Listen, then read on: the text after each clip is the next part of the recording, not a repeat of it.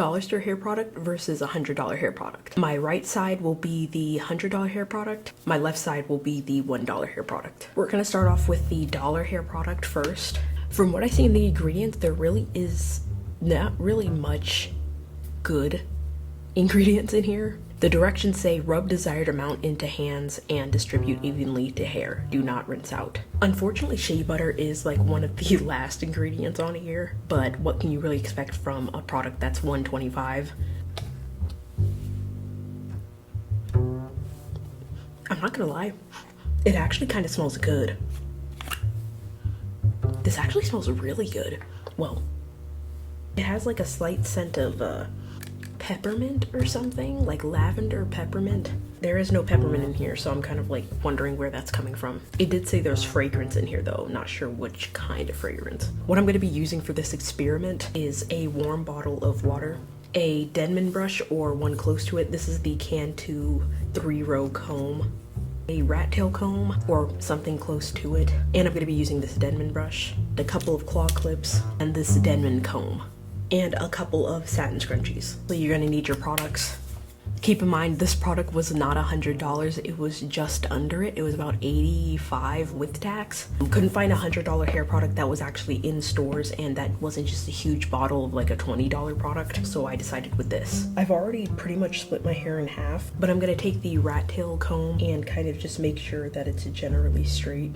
My right side is for the $80 product, so I will just tie that up. And this side is for the $1 hair product.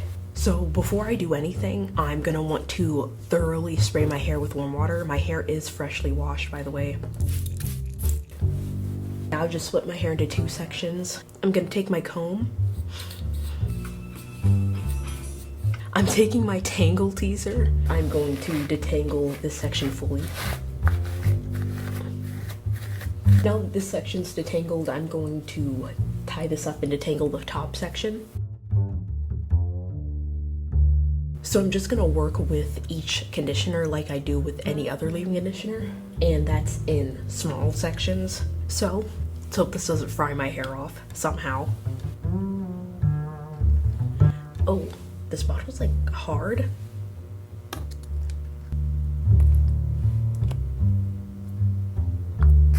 Oh my god, this is like impossible to squeeze. I'm gonna take about that much to this section for now. It kind of smells like room spray. The texture, it's pretty liquidy, surprisingly. I thought it'd be a little bit more thick, especially considering how hard it came out the bottle. I'm gonna start from ends to roots. This feels pretty good going on initially. I don't want to speak too soon, but this feels, it's really smooth on my hair. So I'm gonna take the fake Denman brush and I'm just gonna comb through the section. To me it looks pretty good. And it feels really good actually. The only thing I guess I worry about this with is how long it's gonna last once I dry it and how it's gonna feel after it dries. Cause it feels great right now, but who's to say it's gonna feel great in 2 hours. I'm gonna finish the rest of this section and show you what it looks like, and then we're gonna head on to this section.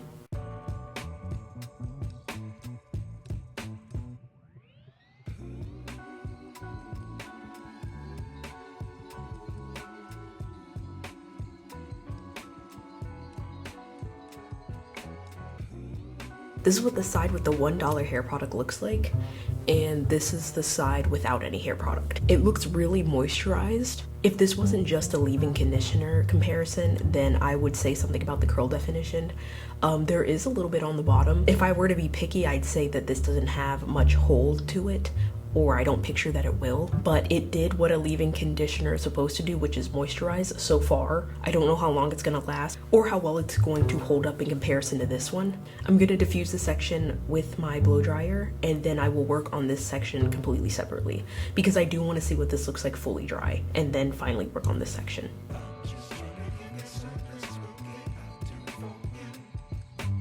So this is the $80, $85, $100 product.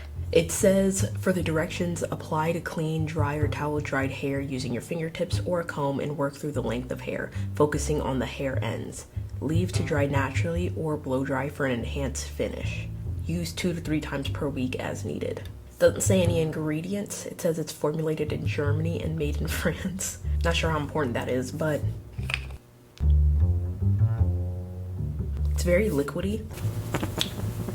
I've never really seen this liquidy of a product in a tube like this. Like if I just let it come out, it just drips out. So smell test. It smells like clay. Not clay, but Play-Doh. It smells exactly like Play-Doh. Prediction for this product?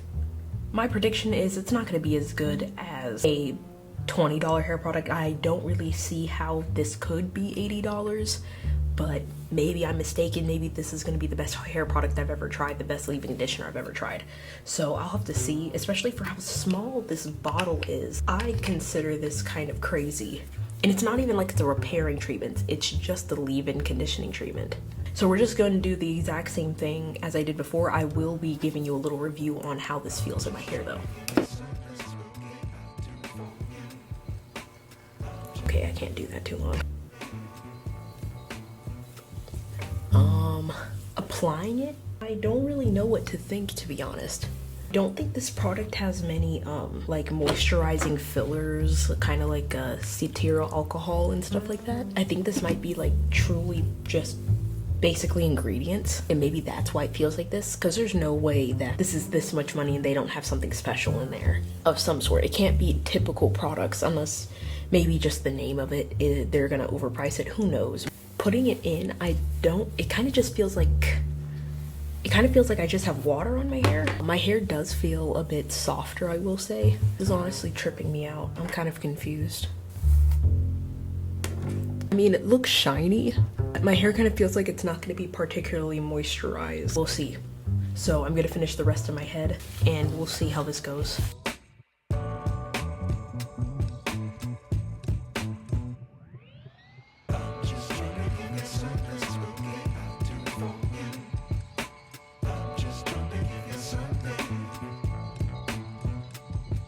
Okay, so I finished this section. The first thing I noticed with this section is there's absolutely no white product on the ends of my hair, even though I did the exact same technique.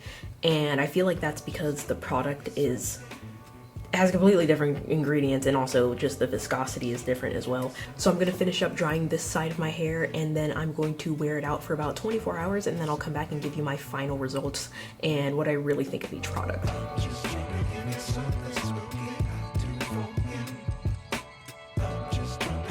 Whoa. This is the next day, almost 24 hours later. This is what the $1 hair product looks like, and this is what the almost $100 hair product looks like.